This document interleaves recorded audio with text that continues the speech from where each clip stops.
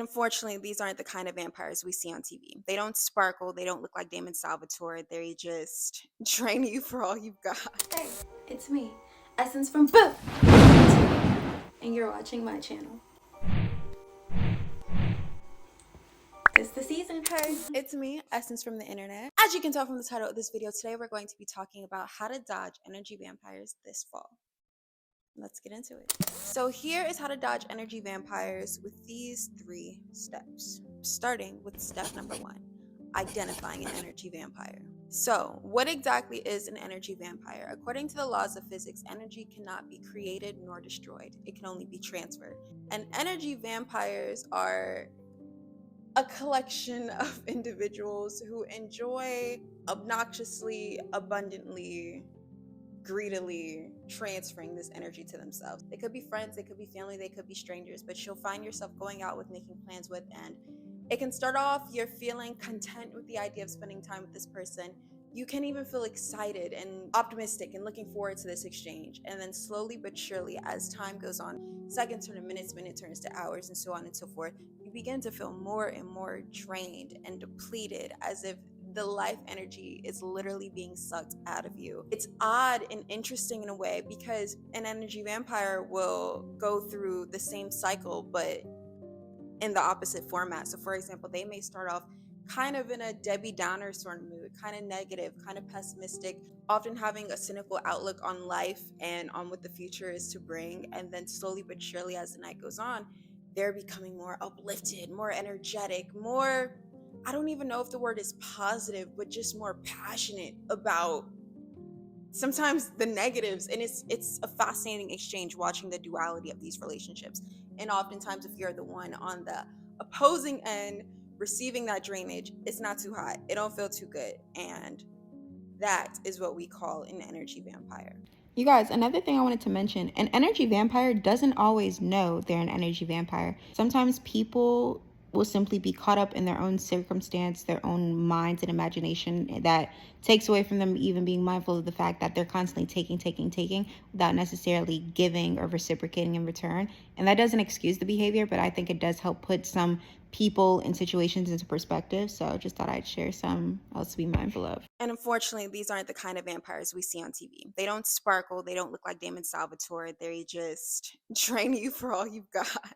So I actually read this book in high school called Dodging an Energy Vampire, and I'm pretty sure I plan on using it as a bit of a source throughout this video. I did pull some gems from here when I was reading it years ago that definitely stuck with me, and I haven't read it since, but this was definitely a contributor to being a muse or an inspiration for this video, so I figure why not? Let's whip it on out. I'm curious to see how this book defines an energy vampire, so let's take a quick peek. So I'm going to read a bit of chapter 1 really quick. I don't know if there is exactly a defining definition of an energy vampire, but let's see how Christine, or I don't know how to pronounce her name, let's see how Christian breaks it down. If you found this book, it's likely you have a sneaking suspicion that one of your relationships isn't 100% healthy.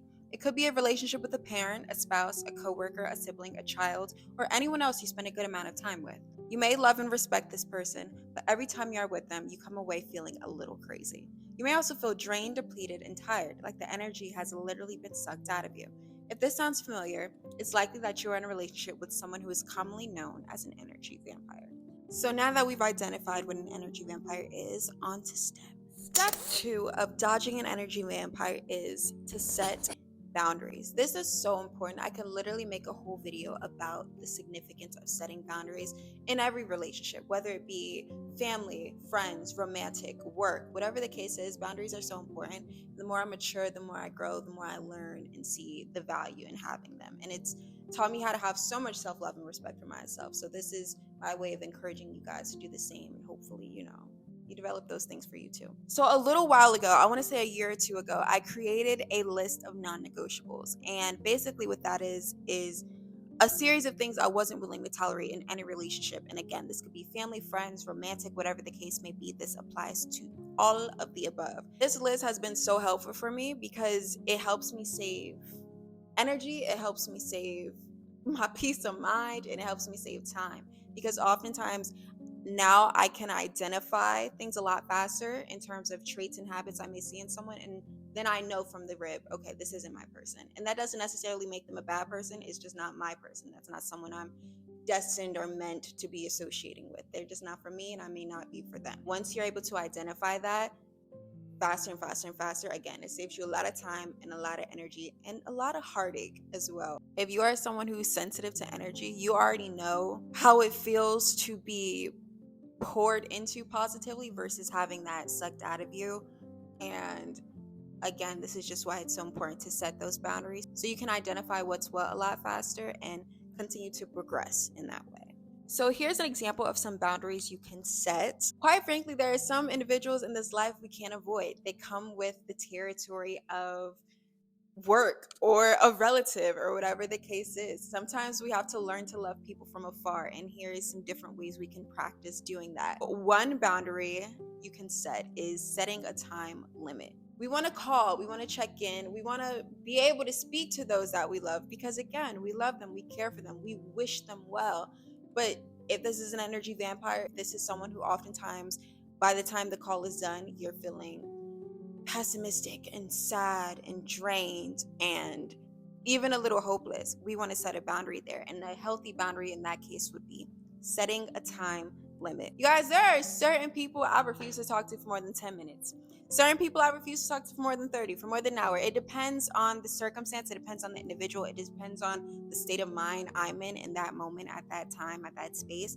But it's important to figure out where that fits for you and just making it work. We may get a phone call, look at that clock, and say to ourselves, all right, you got 10 minutes. And that's just my way of protecting my peace so we don't have a negatively draining exchange during this interaction. That is an example of one boundary you can set. The next boundary you can set, and I'm going to be honest with you guys, a lot of people don't like this one. A lot of people who will take advantage of you don't like when you start practicing setting boundaries and having self-respect.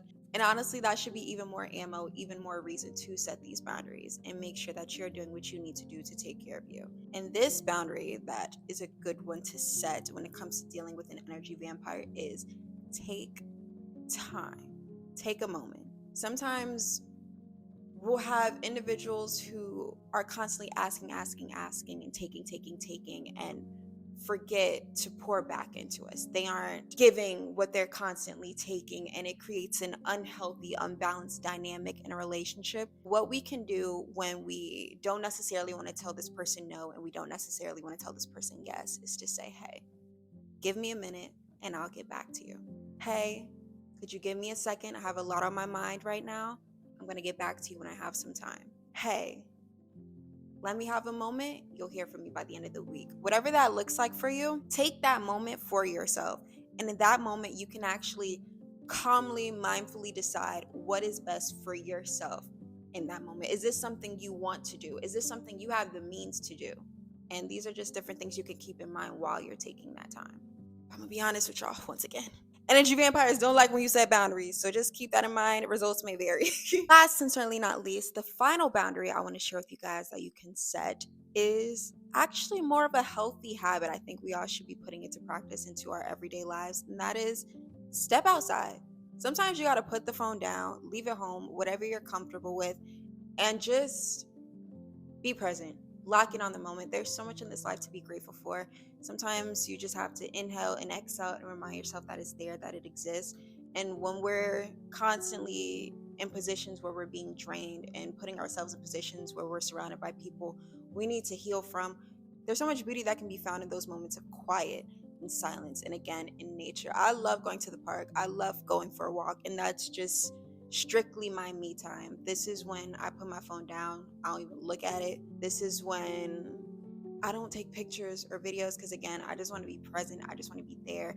I want to smell the air. I want to feel the ground beneath my feet. I want to taste the wind on my tongue. And I really center myself so I'm able to do that in its entirely and fully. And it's such a healthy practice because, again, not only is it a boundary, but it's a wonderful habit to have. And finally, last but certainly not least, our final step to dodging energy vampires is, drumroll please,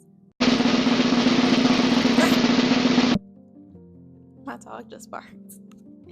Step number 3 when it comes to dodging an energy vampire is self-reflect. Self-reflection is so important, and oftentimes we're surrounded by reflections of ourselves in the people we see, the people we meet. Everyone is a reflection of you in some way, shape, or form. Something similar had to have happened to you both for you all to end up right here at this moment, at this time. Nothing is a coincidence, everything is intentional. I want you to take a moment, take some accountability, which isn't always the easiest thing to do, and think about someone who you may have taken energy from and not necessarily poured back into. I'll be the first to admit there have been times where I'll call someone and I have so much to get off my chest. I just want to rant. I just want to be heard. And then I'll go in. And then I have to stop myself and say, hey, wait, did I even ask you how you were doing? How are you feeling today? Do you even have the headspace, the mind space for this right now that I'm pouring onto you right now? Are you good? And it's those moments of self-reflection.